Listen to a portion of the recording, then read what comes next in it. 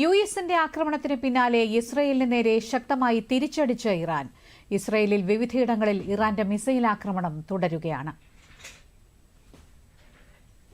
Tel Aviv ലക്ഷ്യമിട്ടാണ് ഉഗ്രശേഷിയുള്ള missile drone ആക്രമണങ്ങൾ Iran നടത്തുന്നത്. 30 ബാലിസ്റ്റിക് മിസൈലുകളാണ് വിവിധയിടങ്ങളിലായി ഇറാൻ വർഷിച്ചത്. നിരവധി കെട്ടിടങ്ങൾക്ക് കേടുപാടുകൾ സംഭവിച്ചു.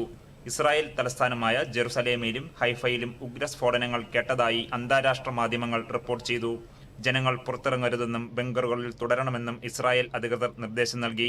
അതേസമയം അമേരിക്കൻ ആക്രമണത്തിൽ നാശനഷ്ടങ്ങളൊന്നും ഉണ്ടായിട്ടില്ലെന്ന് ഇറാൻ വ്യക്തമാക്കി.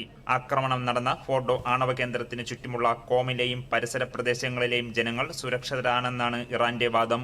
എന്നാൽ അമേരിക്ക UN ചാർട്ടറിന്റെയും അന്താരാഷ്ട്ര നിയമങ്ങളുടെയും ലംഘനമാണ് നടത്തുന്നതെന്ന് ഇറാൻ വിദേശകാര്യമന്ത്രി സെയ്ദ് അബ്ബാസ് അരക്ചി പറഞ്ഞു. ഐക്യരാഷ്ട്രസഭയിലെ ഓരോ അംഗങ്ങളും ഇതിൽ പ്രതികരിക്കണം. ഇറാനിൽ അമേരിക്ക നടത്തിയ ആക്രമണങ്ങൾ ഗുരുതര പ്രത്യാഘാതം ഉണ്ടാക്കുമെന്നും സ്വയം പ്രതിരോധിക്കാൻ ഇറാന് അവകാശമുണ്ടെന്നും അബ്ബാസ് അരക്ചി സമൂഹമാധ്യമത്തിൽ കുറിച്ചു. ഇതിനിടെ രാജ്യത്തിന്റെ വ്യോമാതിർത്തികൾ ഇസ്രായേൽ പൂർണ്ണമായും അടച്ചു. ഇറാനിലെ ആണവ നിലയങ്ങളിൽ അമേരിക്ക നടത്തിയ ആക്രമണത്തിന് ശേഷം മേഖലയിൽ തുടരുന്ന സംഘർഷ സാധ്യത കണക്കിലെടുത്താണ് ഇസ്രായേലിന്റെ നടപടി. ഇതുവഴിയുള്ള വ്യോമഗതാഗതം പൂർണ്ണമായും നിരോധിച്ചതായി ഇസ്രായേൽ എയർപോർട്ട് അതോറിറ്റി അറിയിച്ചു. എന്നാൽ എന്നുവരെയാണ് നിരോധനമെന്ന് വ്യക്തമാക്കിയിട്ടില്ല. News desk, Doordarshan.